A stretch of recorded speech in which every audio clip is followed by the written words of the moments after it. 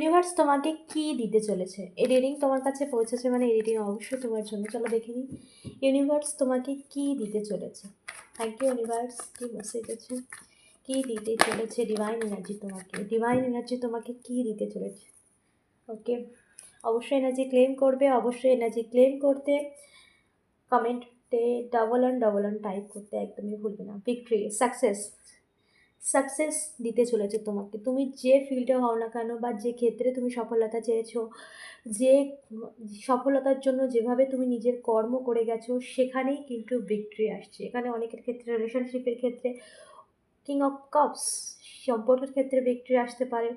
সামাজিক সম্মান, স্বীকৃতি বা কোনো রকম এমন কোনো সিচুয়েশান যেখানে প্রচুর পরিমাণ নেগেটিভ ফিল করেছো, কোনো নেগেটিভ সিচুয়েশান যেটা ইমোশনালি তোমাকে লস ফিল করেছে, আর্থিক দিক থেকে তোমার জীবনেও কিন্তু সাকসেস আসছে। তো ডিভাইন এনার্জি ইউনিভার্স তোমাকে সমস্ত দিক থেকে সাকসেস দিতে চলেছে, একটা ভিক্টরি, সফলতা।